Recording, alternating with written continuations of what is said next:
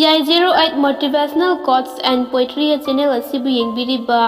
mayam punamapu ikai khumnaba utchabaga loinana ikoknono khurumjari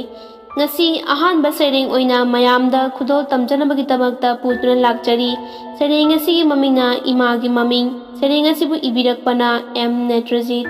sereng asibu pabigadabana K Lanthoiba Apikpa nasara natampakta Taibangi awaba kauriba Nongmagi zara nungkhananaba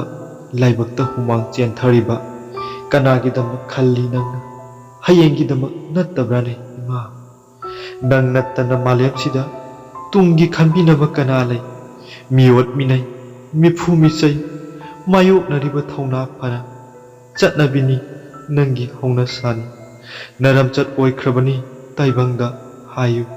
Naming kari kaubagi Mipum ting na khangalu narak ki lairangni nahakti kanana sunnati khangbidraba achauba ipak wangmada pukisanu nangi lainam utlamu lairi taklamu nanggumbi kaya lamdam sida selamu paujel maira paiduna tumgi mirolna khanduna kokta kokset khwangda khwangset masina takli nangi namingsu Hauzik konthau jam lanthoibana pabi kiba sereng ama mayam punna tamin nakrabagi tungda aroiba oina sereng asibu loiba phawba tabi bagi damak mayam punna makpu thagat phongtok chari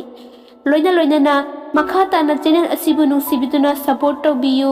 matung tarak padisu anobu wakhalona putok chaba motivational quotes and poetry kaya ma putok charake ngasigidi mayam punna maktagi kaina naba yathang lojari